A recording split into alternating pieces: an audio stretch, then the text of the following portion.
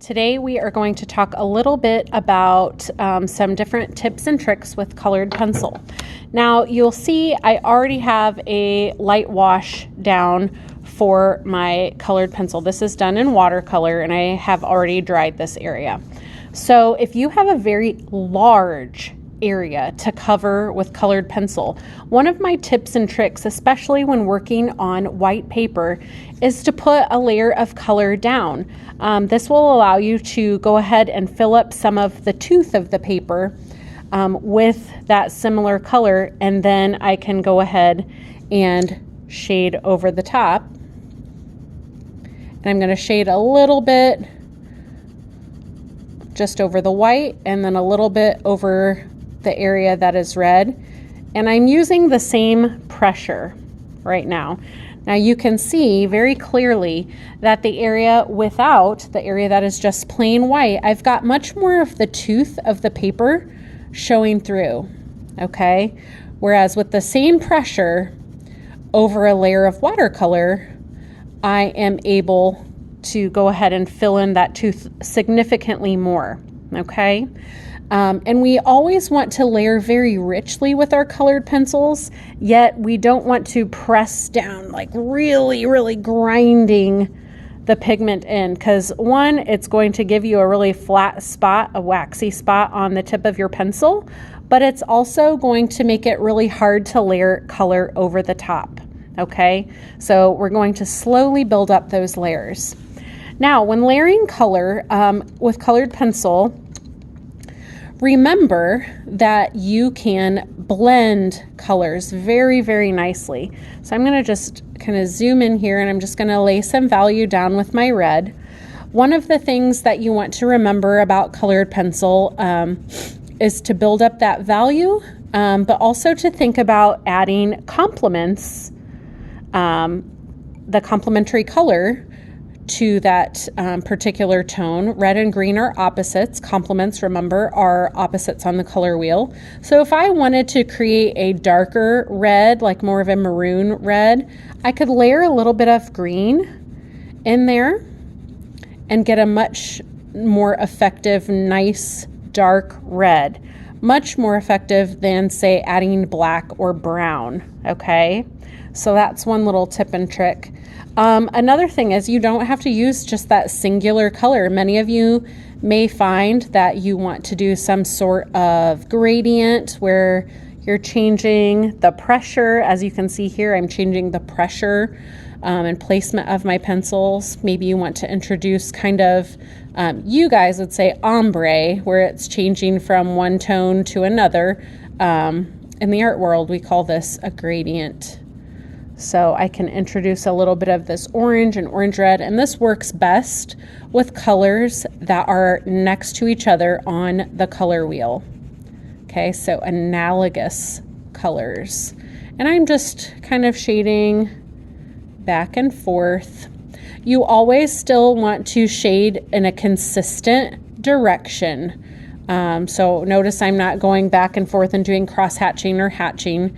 If I were to be shading a rounded object, I would want to try to shade my pencil in more of a rounded fashion, okay? But you can see I'm slowly starting to build up those layers, and I'm eventually going to get rid of some of that tooth. But one of the other tricks that I have for blending is a colorless blender. You notice that it is like a clear pigment, okay, and it says colorless. This does take on the color of whatever you're using it with. So usually I'll have a scrap off to the side, and you can see I'm kind of rotating my pencil and trying to clean off the tip, because whoever was using this before me must have been blending with a cool color, a blue or a green. We would not want that to contaminate into our red. So I've got most of that cleaned off. Just have a scrap next to you. And I will show you a little cross section through the middle here. Okay, now obviously I'm shading in a different direction, but see how this is blending in the color. It's making the color a little bit more vibrant, a little bit more saturated, and it's helping reduce the amount of tooth the white speckles of paper showing through. So this is what I would use to fill in your tooth a little bit once you've done all of your layers, of course, for a smaller area to use the colorless blender. Remember, our larger area would be one that you could lay down a block of color with. The other one that you can do is simply using marker. Now, I typically would use Prismacolor marker, but I just have my Crayolas out. So the same kind of thing, if I have a very large area of value or even a medium area of value, I can put down some color first. And because marker sometimes looks streaky, or can look streaky, I think that it is a nice base coat for some colored pencil. Okay, but you would want to go back over this with your colored pencil so it has more of the texture of colored pencil. It might look kind of odd if you had everything with this colored pencil texture and then this really graphic looking line quality with the marker. And again, you can still layer opposite colors if you wanted to. Okay, but I typically prefer this method over here. Now, in terms of lightening a color, okay, I'm just going to lay some value down again. One of the cons of using colored pencil is sometimes that's hard to lift and lighten color or erase color.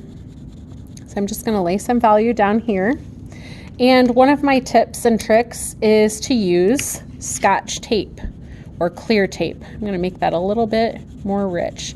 Now, the only problem with this is sometimes it can get stuck down on your paper. So if there were a particular area that I needed to lighten, I usually stick this to my pencil so I don't lose the tab. But you would burnish down or press down with your fingernail. And then we can peel this up and see it has significantly lightened the colored pencil. Now, I could actually do that a couple of times if I wanted to. Let's see how much more we can get up of the color. The thing that is limiting about this is the size and shape of the tape.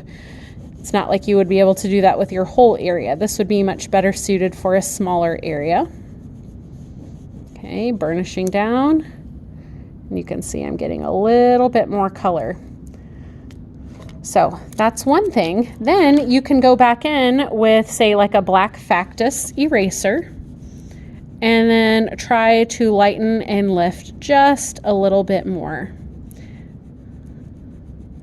over the top there. Okay, so I was able to, I'll bring this a little bit closer, lighten and lift that color quite significantly. The other thing for lightening a color would be simply to add white. Okay, but remember, and I'll go horizontally through there, the white will definitely help you blend just like the colorless blender. And I'm filling in the tooth, so that is definitely helping. However, I know it's a little bit hard to see, but it definitely turns more of a rosy color as you would consider it would. Red plus white usually equals a pink color. Versus down here, it still retained a lot of the original intensity of that red and orange that I was using. Okay, so those are just a couple of tips and tricks. One thing that you will want to consider, though, is to always keep a sharpener nearby. Please be careful about pressing too hard with the tips of the colored pencils. They are a very soft pigment, a very soft lead, and they break really, really easily. So you don't want to over sharpen or over press down too much, okay?